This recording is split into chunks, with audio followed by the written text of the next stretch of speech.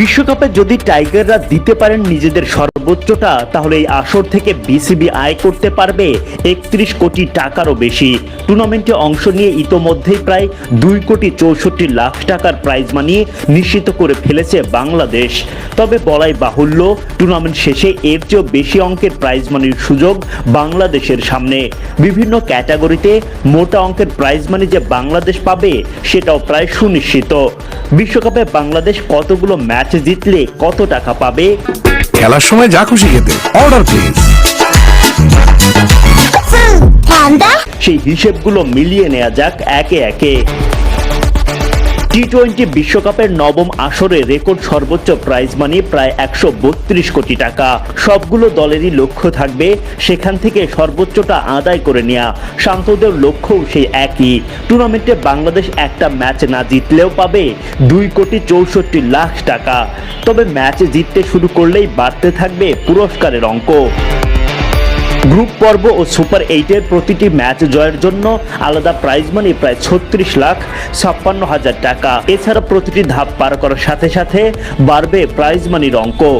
বাংলাদেশ যদি একটা ম্যাচ জিতে টুর্নামেন্টের 13 থেকে 20তম অবস্থানের মধ্য থেকে আসর শেষ করতে পারে, সেক্ষেত্রে বিসিবির অ্যাকাউন্টে ঢুকবে প্রায় 3 কোটি টাকা। আর একটা ম্যাচ জিতে 9ম থেকে 12তম অবস্থানের মধ্যে শেষ করতে পারলে পুরস্কারের অঙ্ক হবে প্রায় 3,26,00,000 টাকা। বাংলাদেশ যদি দুটো ম্যাচে জেতে তাহলে গ্রুপ পর্ব থেকে বাদ পড়লেও 9ম থেকে 12তম অবস্থানের মধ্যে থাকার সম্ভাবনা বেশি। তখন বাংলাদেশ পাবে প্রায় 3,62,00,000 টাকা। 2 ম্যাচে জিতেও সুপার 8-এ ওঠার সম্ভাবনা থাকবে। আর তখন সুপার 8-এ উঠে একটা ম্যাচ না জিতলেও বাংলাদেশ পাবে প্রায় 5,20,00,000 টাকা। 3 ম্যাচ জিতে সুপার 8-এ উঠলে 5,56,00,000 এবং 4 ম্যাচ জিতে সুপার 8-এ যেতে পারলে মিলবে প্রায় 5,93,00,000 টাকা।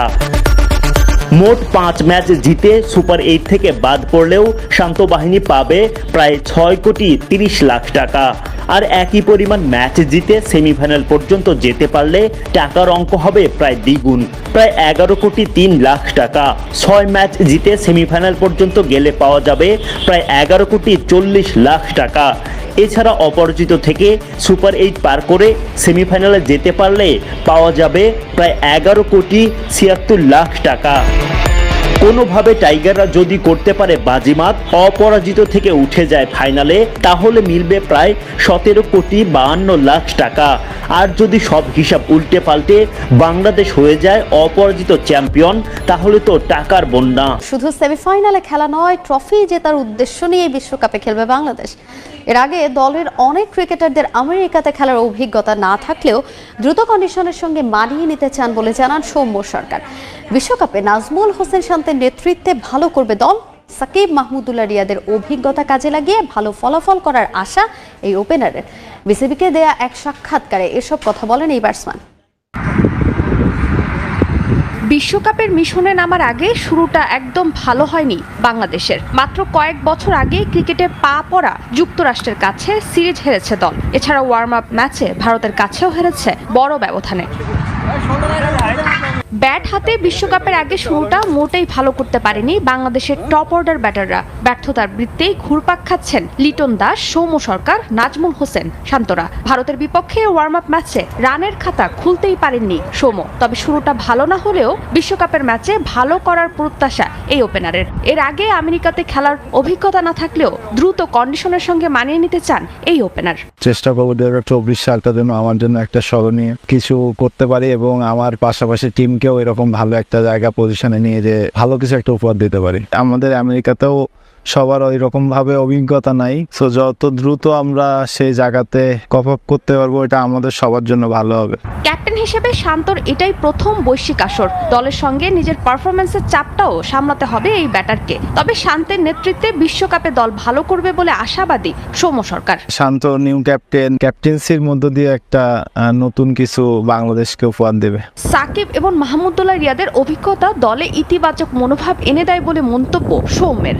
তাই ভালো ফলাফল বা সেমিফাইনাল নয়, বিশ্বকাপ জেতার জন্যই মাঠে নামতে চান তারা। আমাদের সাথে অভিজ্ঞ সব সাকিব ভাই, রিয়াদ ভাইরা আছেন, বা আমরাও যারা অনেকদিন ধরে খেলছি তারা সবার এক্সপিরিয়েন্সটা এক জায়গায় করতে পারি এবং তাদের কাছ থেকে নিয়ে যদি সবাই একত্রিত হয়ে মিলিতভাবে খেলতে পারি একটা ভালো টুর্নামেন্ট আমরা উপহার দিতে পারবো। স্বপ্ন বড় দেখি, চ্যাম্পিয়ন হওয়ার স্বপ্ন দেখি। আমার টার্গেট, কেউ যদি বলে সেমিফাইনাল, আমি বলবো না, ফাইনাল খেলতে যাব। আগামী 8 জুন শ্রীলঙ্কার বিপক্ষে ম্যাচ দিয়ে বিশ্বকাপের যাত্রা শুরু করবে লাল সবুজ বাহিনী। সংবাদ বাংলাদেশের জন্য, ভারতের বিপক্ষে প্রস্তুতি ম্যাচে আঙুলে ব্যথা পেয়েছেন শরীফুল ইসলাম।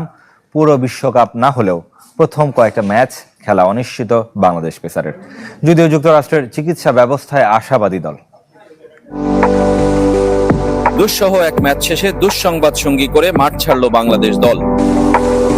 মাঠে এক পেশে ফল, সঙ্গে এক সেনানীর ইনজুরি হতাশার তালিকাটা দীর্ঘায়িত করেছে। বিশ্বকাপ শুরুর আগেই অনিশ্চিত শরীফুল ইসলাম। শেষ ওভারের শেষ বলটা করা হয়নি শরীফুলের। পঞ্চম বলে হার্দিক পান্ডিয়ার রিটার্ন শট ফেরাতে গিয়েই বোলিং হাতেই আঘাত পেয়েছেন। মাঠ থেকে সরাসরি হাসপাতাল। শরীফুল আপনারা জানেন যে ওর বোলিং হ্যান্ডে ইনজুরি, আপনার রিং ফিঙ্গার এবং যে যেটা আছে আপনার ইন্ডেক্স ফিঙ্গার, দুটো মাঝামাঝি জায়গায় একটা ক্ষত হয়েছে। তো এখন হ্যান্ড সার্জন যিনি আছেন উনি খুবই একজন এক্সপার্ট একজন এই ফিল্ডে। তো আমরা আশা করছি যে হয়তো পজিটিভ কোনো খবর আমরা পেতে পারি। তাসকিন এখনো পুরোপুরি সেরে ওঠেননি। সাম্প্রতিক সময়ে বাংলাদেশের ভরসার প্রতীক শরীফুলের ইনজুরি মহাবিপদের নাম। পুরো বিশ্বকাপ না হলেও প্রথম ম্যাচে খেলা অনিশ্চিত শরীফুলের। যদিও যুক্তরাষ্ট্রের চিকিৎসা ব্যবস্থায় আশাবাদী দল। হ্যান্ড সার্জনের তত্ত্বাবধানে ওর এই ক্ষতের উপর একটা মাইক্রোসুচারিং করা হয়, 6টা সেলাই পড়েছে। তো আমরা দুদিন পরে ওর ড্রেসিং পাল্টানোর জন্য আবার হ্যান্ড সার্জনের কাছে যাব। তখন আমরা আসলে বুঝতে পারবো যে ওর রিটার্ন টু প্লের জন্য কিরকম সময় লাগবে। বাংলাদেশ দলের সাথে স্ট্যান্ড বাই হিসেবে আছেন আরেক পেসার হাসান মাহমুদ। এদিকে আসরে শুভ সূচনা পেয়েছে স্বাগতিক যুক্তরাষ্ট্র। অ্যারন জোন্সের 10 ছক্কার উদ্বোধনী ম্যাচে কানাডাকে হারিয়েছে 7 উইকেটে। ডালাসের গ্র্যান্ড প্রেইরি স্টেডিয়ামে 5 উইকেটে 194 রান তোলে কানাডা। টি-20তে সহযোগী দেশগুলোর মধ্যে যা সর্বোচ্চ রানের রেকর্ড, কিন্তু তা বেশিক্ষণ টিকতে দেয়নি যুক্তরাষ্ট্র।